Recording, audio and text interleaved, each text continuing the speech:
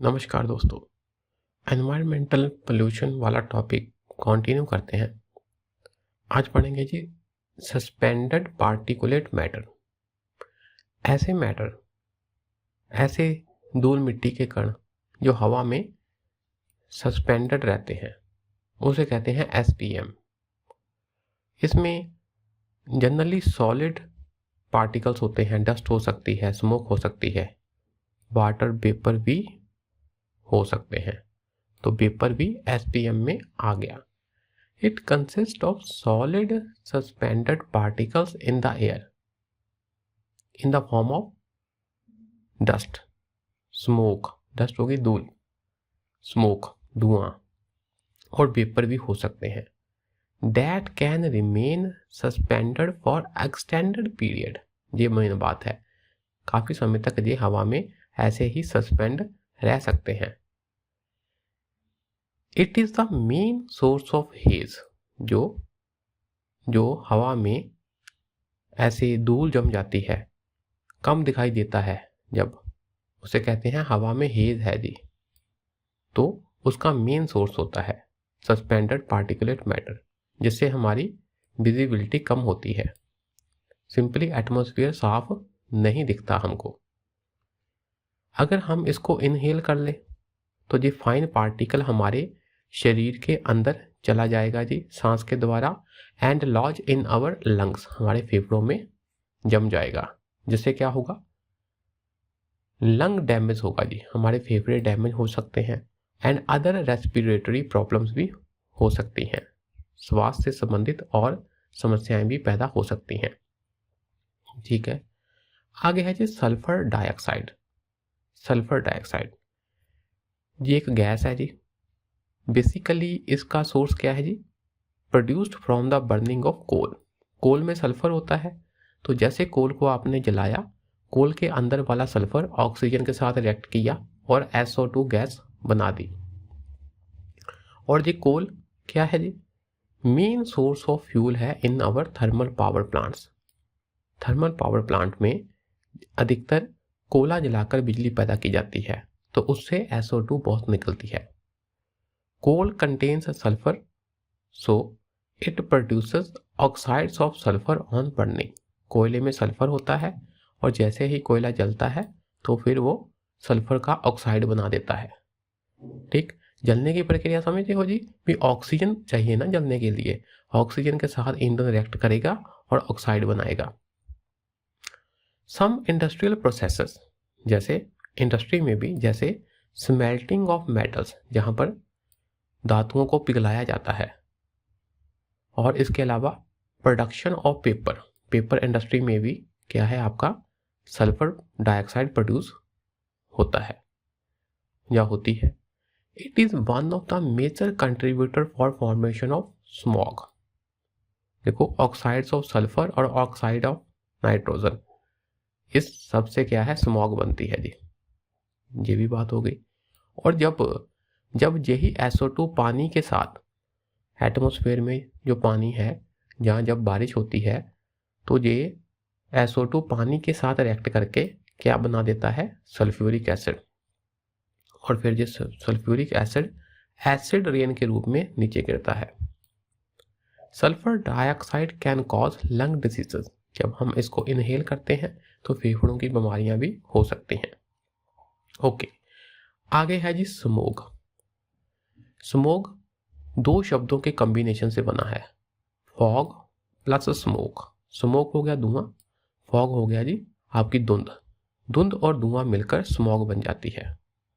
Smog is a condition of fog that had suit और smoke in it, जिसके बीच अंदर धुआं हो, धुआं और फॉग मिलकर स्मॉग बन जाती है।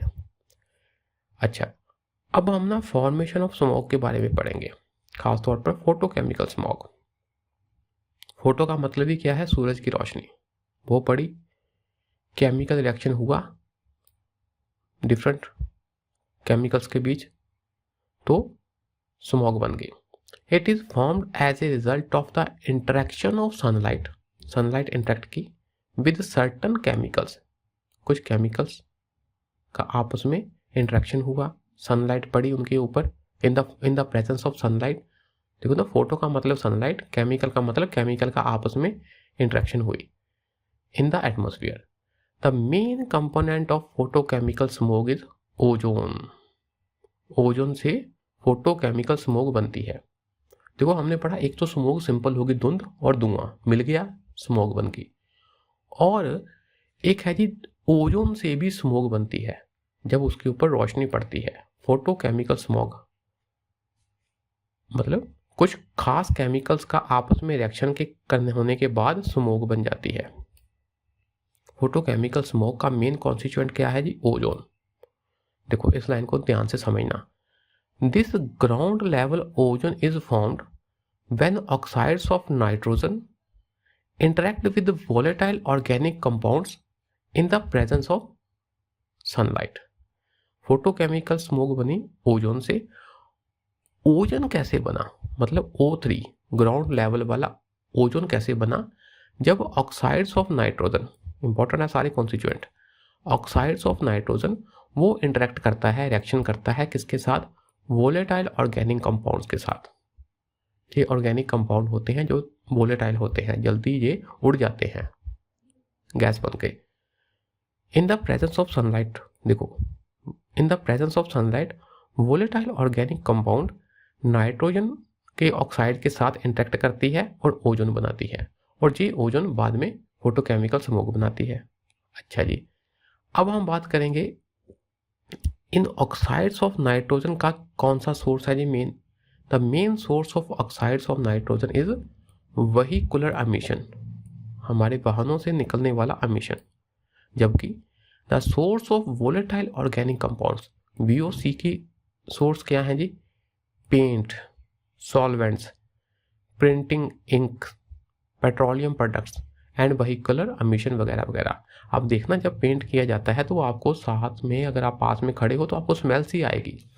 तो वो ऑर्गेनिक कंपाउंड जो उसमें होते हैं वो वेपर बनकर गैस बन के उड़ जाते हैं, तो हमको स्मेल आती है। ठीक है। अच्छा, स्मॉग मतलब स्मोक प्लस फॉग। इससे क्या है? एयर हेजी हो जाती है, धुंधली हो जाती है। इससे स्मोक से क्या नुकसान होता है? Smoke causes difficulty in breathing, सांस लेने में कठिनाई। हवा साफ नहीं है तो सांस अच्छे ढंग से नहीं ले पाएंगे। It is a combination of water vapour with various gases and dust. Dust हो गया, कई गैसेस, वाटर पेपर मिल गए तो स्मोक बन गई। ओके, आगे है जी वेरियस फेवरेबल कंडीशंस कौन सी हैं जिससे कि फोटोकेमिकल स्मोक बनती है। अगर हैवी ट्रैफिक है, हैवी ट्रैफिक का मतलब ऑक्साइड्स ऑफ नाइट्रोजन ज़्यादा निकलेंगे। हाई टेम्परेचर है, काम वाइंड्स है, ये इंपॉर्टेंट पॉइंट हो गया। काम वाइंड्स क्या होती है कि वाइंड्स अधिक नहीं फ्लो कर रही, शांत है। देखो जब अगर वाइंड अधिक फ्लो करेगी, जितने भी पोल्यूशन वगैरह है, पोल्यूटेंट वगैरह है, वो बिखर जाएंगे, वो डिल्यूट हो जाएंगे, एक जगह से दूसरी जगह चल जाएंगे। पर अगर वाइंड्स काम है तो वही कंसंट्रेशन पोल्यूशन की, उसी एरिया में पोल्यूटेंट की कंसंट्रेशन बढ़ जाएगी। तो ये कंडीशंस खासतौर पर विंटर में काफ़ी होती है। सर्दियों में क्या होता है? Due to low wind speed, हवा की स्पीड कम होती है, तो जो स्मॉग है वो स्टेगनेट हो जाती है near the ground. As a result क्या होता है? Pollution levels can increase near ground. आप देखना सर्दियों में पोल्यूशन लेवल बढ़ जाता है। उसका मेन कारण ये है कि हवा की मूवमेंट अधिक नहीं है सर्दियों में। अच्छा, स्मोक पार्टिकल्स इन फॉग। अगर फॉग में स्मोक पार्टिकल होते हैं, सिंपली हम कह दें स्मॉग में जो उसका कलर है वो येलो या ब्लैक कलर का हो सकता है। ये कलर किसके ऊपर डिपेंड करता है कि स्मोक का क्या पार्टिकल है, क्योंकि फॉग तो सिंपली वाइट सी रहेगी, वाटर वेपर वाइट रहते हैं, जिस रंग का धुआं होगा उस हिसाब से स्मोक का कलर हो जाता है। जनरली इसका रंग येलो या ब्लैक होता है। And for many days this smoke remain settled over the cities. कई दिनों तक सिटी में सेटल रहती है हवा में। ओके, क्या क्या इसके दुष्प्रभाव है जी? इफेक्ट्स क्या है? सिंपली इट हैम्पर्स विजिबिलिटी, देखने में कठिनाई, and harms the environment, environment को नुकसान, रेस्पिरेटरी प्रॉब्लम्स कर सकता है जी अगर हम इनहेल करते हैं, और even lead to death due to lung diseases, फेफड़ों की बीमारी के कारण हमारी डेथ भी हो सकती है। और देखो जी, हवा में अगर स्मोक है तो वो क्या करेगी, सनलाइट को ब्लॉक कर देगी। तो हमको पता है सनलाइट हमको बहुत ज़रूरी है, किसके लिए, for the production of vitamin D. तो अगर विटामिन डी प्रोडक्शन नहीं हुआ तो हमारी हड्डियाँ कमज़ोर हो जाएंगी, वीकनिंग ऑफ बोन्स हो जाएंगी। ठीक, आगे है जी इनडोर एयर पोल्यूशन, अपने घरों के अंदर वाला पोल्यूशन। जब हम घर के अंदर होते हैं तो वेंटिलेशन इतनी होती नहीं है, तो क्या होता है, हमें सफोकेशन सी फील होती है, हमें लगता है या घुटन सी फील होती है, और जो पोल्यूटेंट है वो वहीं कंसंट्रेट हो जाते हैं, और वेंटिलेशन नहीं होती, इससे हमको घुटन होती है, सफोकेशन होती है, सांस लेने में हमको परेशानी होती है। हम सांस तो लेते हैं पर प्रॉपर ऑक्सीजन हमको नहीं मिल पाती, पोल्यूशन होता है जी अंदर, उसकी कंसंट्रेशन बढ़ती रहती है। In contrast to popular belief, हमारा ये मानना है कि यार भी शहरों में घर बड़े वो होते हैं, पास पास होते हैं, कमरे छोटे छोटे होते हैं, वेंटिलेशन कम होता है, इसलिए रूरल एरिया की कंपैरिजन अपेक्षा शहरों में इंडोर एयर पोल्यूशन ज़्यादा होगा। ये बात सही है कि शहरों में इंडोर एयर पोल्यूशन है, काफ़ी है, वहाँ पर वेंटिलेशन कम है, पर क्योंकि गांवों में आप चूल्हे का प्रयोग करते हैं, ऐसी बातों के कारण जो इंडोर एयर पोल्यूशन है वो गांव में ज़्यादा है। इस धारणा, पॉपुलर धारणा ये है कि गांवों में इंडोर एयर पोल्यूशन कम होगा, पर इसके विपरीत क्या है जी, it is the rural areas, गांवों में, देहाती एरिया में क्या है जी, ज़्यादा थ्रेट है, ज़्यादा खतरा है फ्रॉम इंडोर एयर पोल्यूशन से देन अर्बन एरियाज। शहरी एक क्षेत्र के मुकाबले रूरल एरिया में जो इंडोर एयर पोल्यूशन का खतरा ज़्यादा होता है। रूरल एरिया में क्या होता है, people rely on traditional fuels, वहाँ गैस का प्रयोग कम होता है, एलपीजी सिलेंडर गैस का प्रयोग कम होता है, और वो ट्रेडिशनल फ्यूल्स ज़्यादा बर्न करते हैं, जैसे काऊ डंग, गोबर के उपले, लकड़ियों को जलाना, चारकोल वगैरह का यूज़ वो कम करते हैं कुकिंग और हीटिंग के लिए। हालांकि ये भी बात है कि अर्बन एरिया में भी इंडोर एयर पोल्यूशन काफ़ी है, ये काफ़ी बढ़ रहा है। क्यों? क्योंकि वहाँ पर improper use of available space होती है, कंजेस्टेड रूम होते हैं, कम से कम जगह में अधिक से अधिक कंस्ट्रक्शन करके अपने लिए रहने लायक वो जगह बनाते हैं। जैसे हमारे गाँवों में क्या है, आंगन होता है, शहरों में आंगन का कंसेप्ट खत्म है ऑलमोस्ट, क्योंकि वहाँ जगह कम है और वो हर जगह में कुछ ना कुछ कंस्ट्रक्शन करके रूम वगैरह बना लेते हैं। ठीक है, बिल्डिंगें बन रही है, रहने के लिए घर वगैरह बनाए जा रहे हैं, तो इससे क्या है, वेंटिलेशन की प्रॉब्लम होती है, हवा का सर्कुलेशन कम हो जाता है। और शहरों में ये झोपड़पट्टी वगैरह भी बन रही है, स्लम बनते हैं, तो जहाँ पर क्या है, कुछ वेंटिलेशन का इतना नहीं होता जी, उपाय वेंटिलेशन इतनी नहीं होती जी, तो इससे भी इंडोर एयर पोल्यूशन होता है।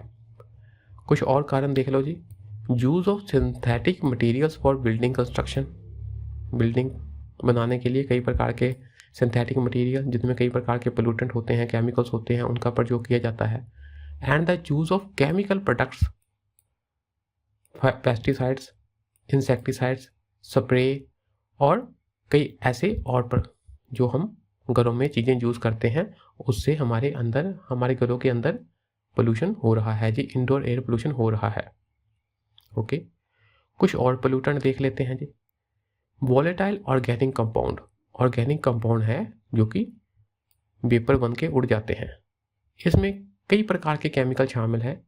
VOCs are a large group of chemicals that are found in many products that we use, कई प्रकार के प्रोडक्ट्स जैसे परफ्यूम्स हो सकते हैं, एयर फ्रेशनर हो सकते हैं, हेयर स्प्रे, फर्नीचर की पॉलिश, ग्लू, गूंद, मॉथ रिपेलेंट्स, कीड़े मकोड़ों को मारने वाला spray, would preservative, mosquito spray, ऐसे प्रोडक्ट्स में काफ़ी VOCs होते हैं। क्योंकि देखो ना, ये सारे प्रोडक्ट कैसे हैं, इसमें गैस बनती है, जब हम इनको यूज़ करते हैं तो वेपर से निकलते हैं, और हैज ए केमिकल्स, और इसमें क्या है, VOCs होते हैं। ठीक, these chemicals are harmful to our health. और इससे क्या हो सकता है हमको, देखो इरिटेशन ऑफ आई हो सकती है, आंखों में जलन, इरिटेशन, नोज, थ्रोट, गले में, नाक में भी इरिटेशन हो सकती है। ठीक है ना, क्योंकि देखो हमारी आंख में जा सकते हैं ये वेपर, सांस के द्वारा नोज में जा सकते हैं, गले में जा सकते हैं, इनहेल हम इसको कर सकते हैं, करते हैं, इसलिए ये हमारे शरीर को जहाँ जहाँ इफेक्ट करते हैं। अंदर चले गए बॉडी में, हेडेक हो जाएगी जी, सिर दर्द होगा, ऐसे चक्कर से आने लग जाएंगे, वीकनेस फील करेंगे, वैसे वीकनेस ऑफ रिफ्लेक्सेस होगी जी, हमारा दिमाग ढंग से काम नहीं करेगा, और लॉस ऑफ कोऑर्डिनेशन, शुद्ध बुद्ध गायब हो सकती है। और इवन तक कि लॉन्ग टर्म अगर एक्सपोजर है, अगर हमारे शरीर में ये दाखिल होते गए तो हमारा लीवर डैमेज हो सकता है, हमारी किडनियां डैमेज हो सकती हैं, और other parts of the body भी डैमेज हो सकते हैं। ठीक, आगे है जी बायोलॉजिकल पोल्यूटेंट, ऐसे पोल्यूटेंट जिनका सोर्स क्या है, बायोलॉजिकल ओरिजिन है, जैसे जिनका सोर्स बायोलॉजिकल ओरिजिन है। इसमें है पोलन्स होते हैं जी, पोलन होते हैं छोटे छोटे कण जो कि हवा में, जो हवा के साथ उड़ जाते हैं। अब देखो फूल के ऊपर भी कण होते हैं, जानवरों की बॉडी पर भी कण होते हैं, हमारी बॉडी से भी डेड सेल निकलते हैं, टूटते हैं, जड़ते हैं। तो ऐसे कण जो कि जानवरों से, हमारा बिल्ली हो सकती है, कुत्ता हो सकता है, उससे ऐसे कण भी पोल्यूशन करते हैं। देखो पोलन्स फ्रॉम वेरियस सोर्सेस, जैसे प्लांट से पोलन आ गए, माइट छोटे से कीड़े जो हमको डंक मारते हैं, मच्छर वगैरह हो सकते हैं। एंड हेयर फ्रॉम, जैसे हमारे पालतू जानवर हैं उनके बाल, हेयर फ्रॉम पेट्स, फंगाई हो सकते हैं। एंड अदर एनिमल्स, फफूंदी, देखो फंगल इन्फेक्शन भी आजकल बढ़ रहा है काफ़ी, कहीं खाना छोड़ दिया आपने, खराब हो गया खाना, तो वहाँ पर फंगस लग जाती है, फफूंदी बन जाती है, और वो हवा में उसके कण आ जाते हैं, और हमको, हमारे नाक को, मुंह को, हमारी बॉडी को, हमारी स्किन को इफेक्ट करते हैं। ठीक है ना, कुछ बैक्टीरिया भी हो सकते हैं जो कि एक एनिमल से दूसरे एनिमल में ट्रांसफ़र हो जाते हैं जी, एयर में चले जाते हैं। तो ये सारे क्या हैं, ये पोल्यूटेंट ही तो हैं। ज़्यादातर most of them are allergens, ज़्यादातर इन पोलन से, इन फंगस से, फफूंदी से, बैक्टीरिया से हमको एलर्जी होती है। एलर्जी स्किन की एलर्जी हो सकती है, तो कई प्रकार की एलर्जी होती है, बेसिकली ये एलर्जन होते हैं। And can cause allergic diseases, जैसे अस्थमा कर सकते हैं, अस्थमा, हे फीवर, जैसे नाक में आपकी एलर्जी हो गई, नाक में हम कहते हैं ना नाक पक गया है, तो उसके बाद बुखार होता है, नाक, गला ऐसे पकने लग जाता है, तो वो क्या है, अंदर हमारे एलर्जी हो जाती है। तो बेसिकली ये सारे क्या है, एलर्जेंस हैं। तो इससे एलर्जी वाले डिजीज़ जैसे अस्थमा हो सकता है, हे फीवर हो सकता है। हे फीवर यही एलर्जी होने के बाद जो फीवर होता है। आगे देखो जी, फॉर्मेल्डिहाइड, इट्स सोर्स इंक्लूड कौन कौन से हैं, हमारे जो कारपेट हो गए, कालीन, chipboard, low density fibre board, insulation foam, इन सब में फॉर्मेल्डिहाइड होता है। हार्मफुल इफेक्ट इंक्लूड, एलर्जी हो सकती है, इरिटेशन टू आइज और नोज हो सकता है। ठीक है जी, आगे है जी रेडन। देखो धरती के अंदर से रेडॉन गैस कुदरती रूप से, नेचुरल रूप से निकलती रहती है, पर इसकी अमाउंट कम होती है और ये हवा में डिल्यूट हो जाती है। पर आजकल क्या हो रहा है, हमारे घरों में वेंटिलेशन कम है जी, तो जो अंदर से किसी भी सोर्स से अगर रेडॉन गैस आ गई तो उसकी कंसंट्रेशन धीरे धीरे बढ़ती रहती है, क्योंकि वेंटिलेशन नहीं है। सो कंसंट्रेशन ऑफ रेडन इंक्रीजेस, उससे क्या होता है, पोल्यूशन होता है, और रेडन से लंग कैंसर हो सकता है जी। ठीक है, सांस के द्वारा हमारी बॉडी में गई और लंग्स को, फेफड़ों को इफेक्ट किया और लंग कैंसर हो सकता है। ओके जी, टोबैको हम नेक्स्ट क्लास में पढ़ते हैं। आज के लिए इतना ही रखते हैं जी, शुक्रिया, नमस्कार।